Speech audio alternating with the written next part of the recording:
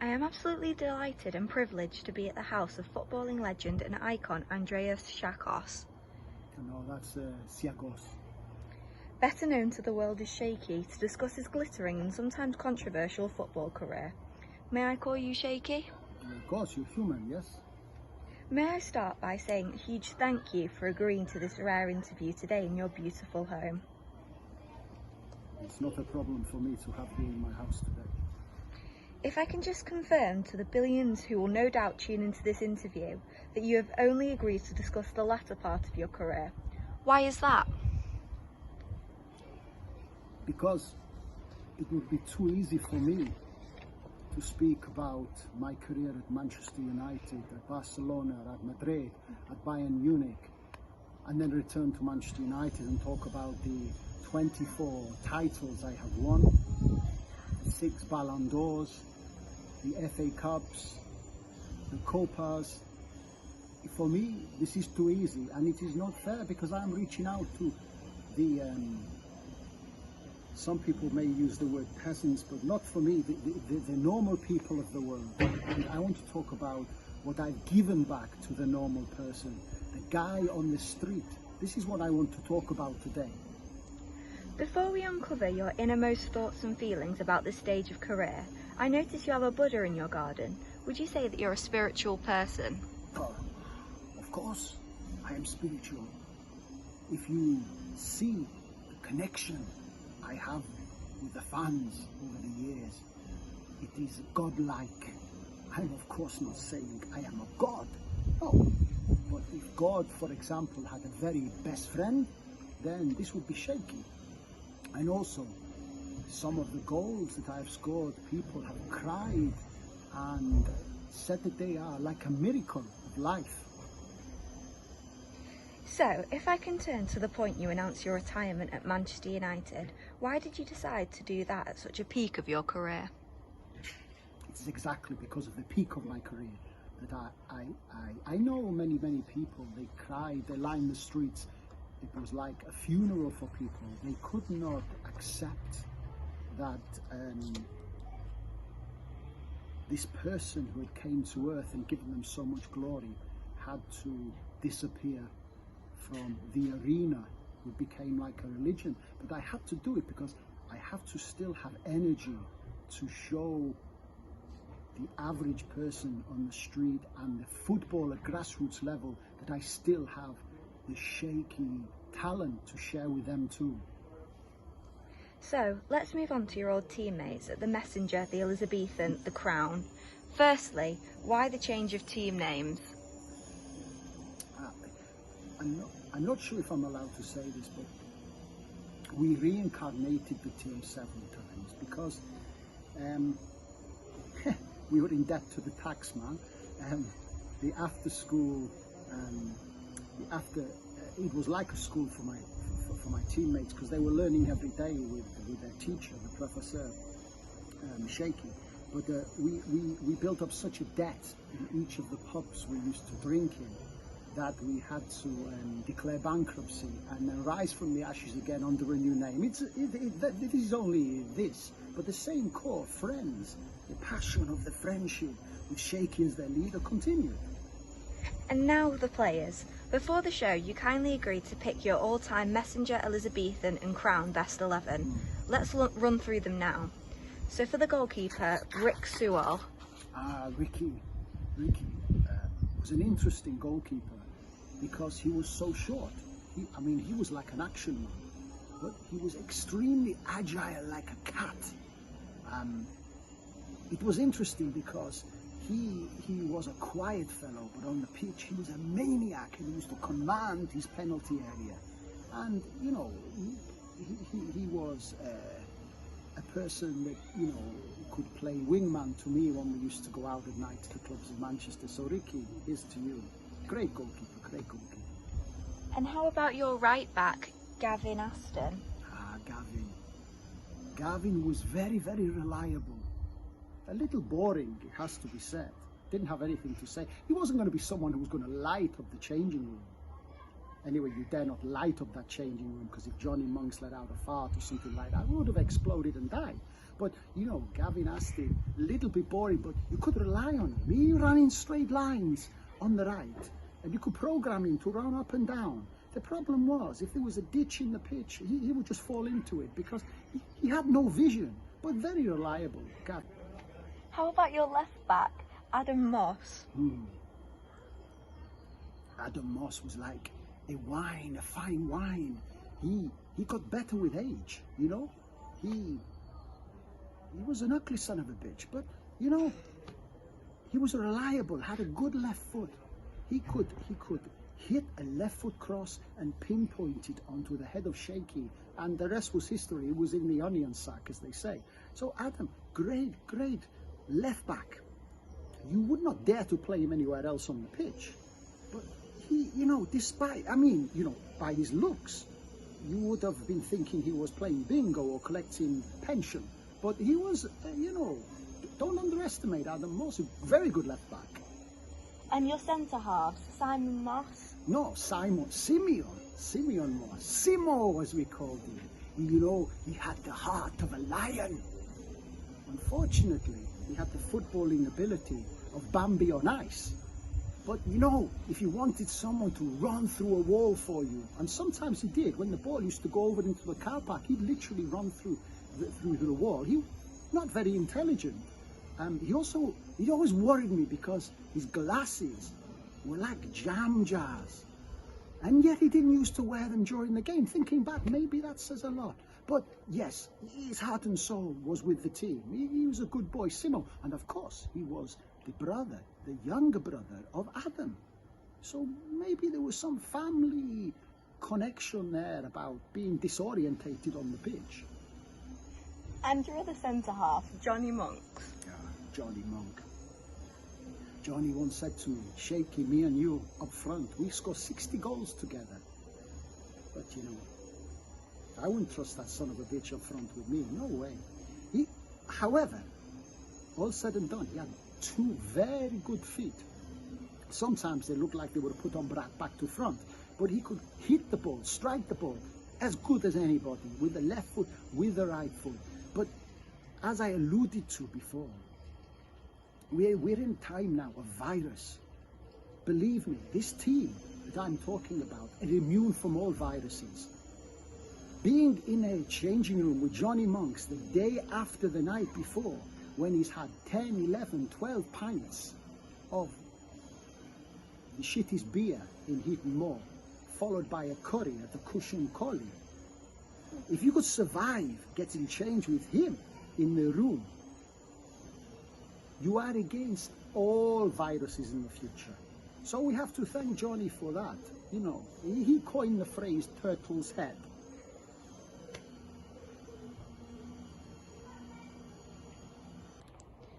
And now for the midfielders. Let's start with right wing Ben Rothwell. Ben, look like, you know, Ben, deceiving. Looked like Shaggy out of Scooby-Doo. But not a bad player. Had good close control. Would run his heart out. Actually quite fit for someone who looked like he hadn't eaten for 5 years. Also, a very strange long hair. I think he was trying the religious look, and to be fair, he did look a lot like Mary Magdalene. But good player, nonetheless. I'd have him there. But I always was confused because I used to think that it was either Ben or Kev Hughes. Now, Kev Hughes, again with the hair, looked like something from a 1970s disco with his curly, wiry hair. But again, strangely good player. Looked a little bit overweight, but still, you know, could play the game, and occasionally, if you waited long enough, he would come up with a good touch, or even a good goal every now and then. I mean, as they say, every dog has its day. And for your central midfielders, Chris Mooney? The Mooncat. Now, there was someone who you would never have believed was a footballer if you were just looking at his statistics. I mean, he was the right height, but his weight was disproportionate. He liked the curry, or 2 or 3, the night before a game too, and he would enjoy his food. But what a great player, and a great captain. You know, Shaky would always require someone who gave him the anger to wind him up. And he used to wind me up quite a lot to make me play better. So Chris Mooncap, he would be up and down, up and down. Great player, great right foot, left foot, strong challenge. And hair, oh, to die for. Hair like Elvis Presley. Good player, the Mooncap, great captain. And your other central midfielder, Mike Thompson. Mike Thompson, he was the white Paul Ince. He was a great player. The Iceman, he used to call himself. He would be a player who, again, looked a little bit like he wasn't all there, like he might have some sort of educational needs, but he was intelligent on the football field. Although I never forgive him for a game in the semi-final where Shaky scores the greatest hat-trick known to man. And yet, he got the man of the match. How does that happen? I do not know. But hey, Mikey, you are ice. You never melted on that football field. Cold as ice. Great footballer, great tackler, great spirit. Although, you know, sometimes a little bit flaky in his French. But hey, oh, good player. I always pick him first in my team. Good player. And your left wing, Tim Spencer? Ass. I don't mean he was a shit player. What I'm saying, he had the biggest ass in the world. And if you played him out on the wing and he turned his body, there is no right back, right midfielder, any player who could get past him. Simply because they would have to do a big detour via the car park to get back on the pitch because he had the biggest ass in the world. And you know, the reason why I pick him as well, because, you know, it was between him and somebody else. But I pick him because I want to talk to him in the next 6 months. And he was a little bit throw the toys out of the pram type of player. If he was on his day, great player to have. Otherwise, he would go missing, he would sulk. And he would sometimes talk to the fans on the line. Crazy boy. But I'd have him in my team. And your centre forwards, Mark Broadhurst? You see, I've had a lot of partners playing up front, but I have to say, Brody, not only did he have the body of a god, he used to spend all his time in the gym, pumping at the iron. Okay, he had the face of Norman Wisdom, but it doesn't matter. Great player. He could juggle the ball, he could play a pass, very injury prone. But I think me and him were like Cole and York, Toshak and Keegan. Cannon and ball. We were unbelievable up front. Great players together. And I would put Brody ahead of the others in this respect. Great player, Mr. Broadhurst. And of course, the last centre forward. Shaky. Goes without saying. Shaky would be your striker any team, any decade. Anywhere in the world. He is sheer class. And I'm not saying it because it's me. The things that Shaky did, and the way I look at it was this. While the others were painting by numbers, I was like the Van Gogh, the Rembrandt, the Picasso on the pitch. I would formulate themes and dreams and colours and memories because my ambition was for always every person on that pitch to have a memory, to tell their children, to tell their grandchildren that they played with the great Shaky. And now for your substitutes. First of all, Doc Roberts. Yes. Doc Roberts is a big supporter of mine. You know, he ran my fan club for many years, so I owe Doc a lot. His actual name is Don, but I remember I had one of my injuries, only injury, I had a muscle tear up on my inner thigh, and whilst Don was rubbing it in the changing rooms, he was obviously getting a little bit higher, and I looked at him and said, Doc, and he said, don't worry, I'm a doctor. So from that day until this, I have trusted him with everything, with my life. But Doc would come on and he would mix it up a little bit. He was a bit of a crazy person. I won't swear, but he was a little bit crazy. I remember one game when me and Mark Brothers, were up front and we were playing a magical game of football. I think we'd scored 23 goals in the game between us. I remember I think I'd scored one more than him. Of course, and there was a young supporter on the other pitch. He was giving us a hard time with criticism, and Doc ran like the fireman he is, and absolutely beat up this boy to a pulp. It's a shame, you know. I mean, a boy of 12 shouldn't have been out without his parents anyway, so he got what he deserved. But Doc deserves a place on the substitutes plans, and a great manager as well. Well done, Doc Roberts. Easy? Easy, 6'7", and when he jumped, he was shorter than he was when he just walked out on the pitch. Crazy player, but you know, he's the type of player you'd bring on the pitch. You know, if you were 4 or 5 goals up, you'd bring Easy on to make sure you didn't score again because you didn't want to embarrass the opposition. And Baggy? Baggy, you see, Baggy is a player that, if he wasn't for Tim spitting out his dummy, Baggy would have been on the left wing, of course. Baggy was a great player. He'd beat 1, he'd beat 2, he'd turn inside, beat the 3rd, beat the 4th, beat the 5th, and then beat the 5th, 4th, 3rd, 2nd, 1st, and lose the ball. But he was great entertainment for the time he had on the ball. He was like the Ryan Giggs of our team. Great player. Again, little bit dim, but a great player. And finally, Danny Vincent.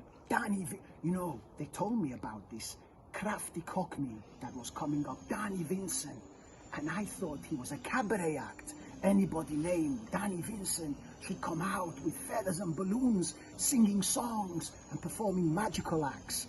But he wasn't, he was a footballer. How can I describe him? He was like a fat Teddy Sheringham, but my God, could he kick the ball hard. He could shoot from anywhere and he would rip the back of the net. He was strong, great player, little bit greedy at times, but nevertheless a great player. So Danny Vincent would be one of my substitutes. Thank you once more for an amazing insight into the mind of football's greatest player, entertainer and philosopher, Shaky. Stiniyamas. Cheers.